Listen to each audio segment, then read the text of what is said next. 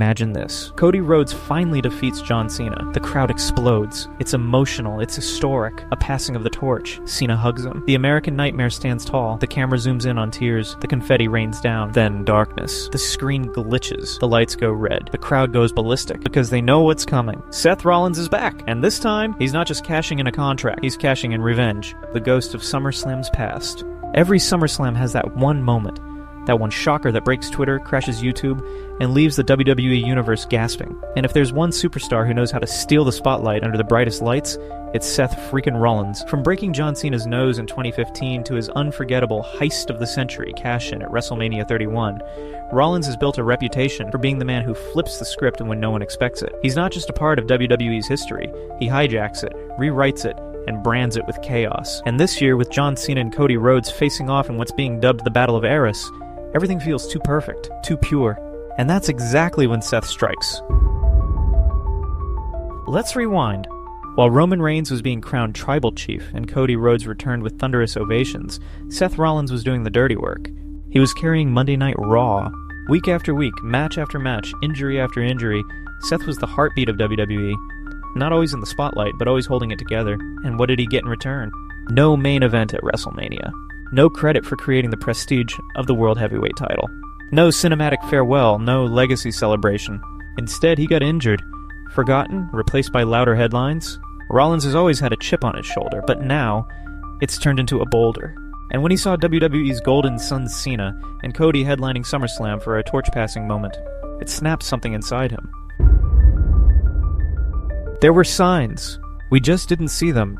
We were too busy watching the main event scene unfold, too caught up in bloodline drama, Cody's redemption arc, and Cena's emotional farewell tours to notice the subtle tremors under the surface. But if you rewind the tape, it was all there. It started with a single clock emoji that Rollins posted on Twitter random, unexplained. Fans joked, some speculated, but most scrolled past it. Then came the backstage segment 2 weeks ago, a fleeting shot in the background of a promo. A production crate was being wheeled by a staff member. Sitting on top, a vintage Money in the Bank briefcase. The classic one. The one Rollins made famous in 2015. No one referenced it. The camera didn't zoom, but it was there. Then came the most chilling clue of all, an Instagram story. It only lasted 15 minutes before being deleted. A dark, empty arena, lights off, no fans, a silhouette in the aisle, and the caption read, "I'll finish what I started." People thought it was fan-made, but it wasn't. The clues weren't just teases. They were breadcrumbs. A trail left behind by a man who understands how to manipulate time, perception, and emotion like few ever have. And let's not forget the Triple H interview. The game was asked about Seth Rollins' status heading into SummerSlam. He paused, smirked, and simply said, "Sometimes, history repeats itself in ways you don't expect." That wasn't a dodge, that was a warning. Seth Rollins isn't just returning. He's not making a comeback. He's staging a symphony of revenge. And what better sheet music to tear apart than the final chapter of John Cena and the emotional climax of Cody Rhodes' redemption? It's not about timing the perfect return. It's about hijacking someone else's ending. Rollins has watched the entire story unfold from the shadows. He's studied it, picked his spot.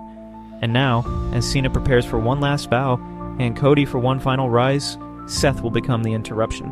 Because sometimes the loudest moment in an arena isn't the pop. It's the silence right before everything burns.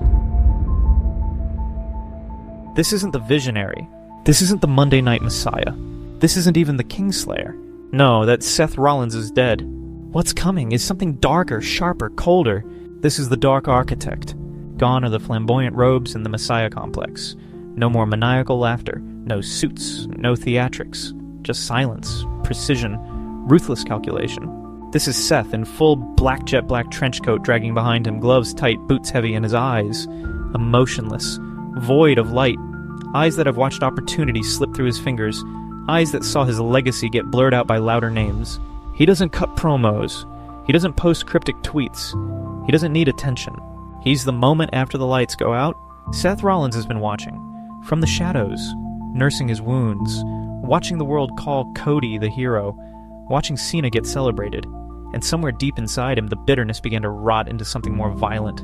This isn't about winning titles anymore. This is about vengeance with style. He doesn't want to wear gold.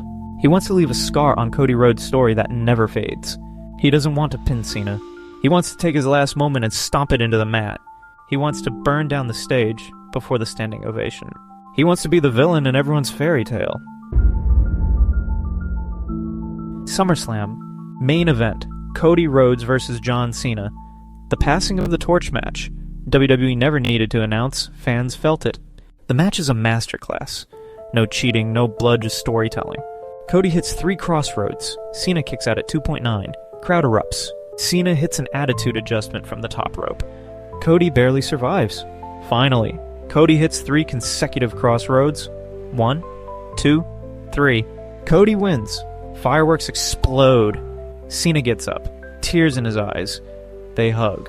Legacy meets legacy. It's beautiful. But Seth Rollins doesn't believe in beauty. The lights cut. Static flashes across the screens. Violent, glitchy, corrupted. On screen, words appear like a dying hard drive. Cashing in. I'll run your dreams. Then, burn it down. Hits but distorted, slowed, horrifying. Spotlight. Seth Rollins steps out holding the Money in the Bank briefcase. But he's not alone. Behind him, Braun Breaker pacing like a wolf, and Bronson Reed dragging a steel chain behind him like a monster on a leash. And then, Paul Heyman, silent, suited, smiling. Rollins hands the briefcase to Heyman, not the referee. Heyman walks to commentary and orders the ring announcer to restart the match. Ladies and gentlemen, by official sanction, Seth Rollins is cashing in his Money in the Bank briefcase. Right now! Cody turns confused. Spear from Breaker. Tsunami from Reed. The ref hesitates. Rollins walks in, calm, slow. He doesn't even run. He picks up Cena's body. Curb stomp. He grabs Cody Blood on his face, pried in pieces. Curb stomp on the briefcase. Cover. 1, 2, 3. Seth Rollins is your new undisputed champion. But he doesn't smile. He doesn't celebrate. He just kneels over Cody, leans in and whispers, "You don't finish the story until I finish you." He picks up Cena's hat, places it on Cody's chest again, then lifts the title not like a trophy, but like a warning. Heyman claps slowly. Breaker and Reed stand behind him like shadows. This isn't a faction. It's an execution unit, Legacy interrupted. Cody's moment, ruined. Cena's farewell, violated. And Seth? He walks into the night as the man who burned down everything the WWE Universe thought was sacred. No briefcase. No titles. Just pain. Because revenge, that's more satisfying than gold. Do you think Seth Rollins is about to make the most shocking return in SummerSlam history? Is WWE about to crown a new kind of villain, one born not from hatred but heartbreak?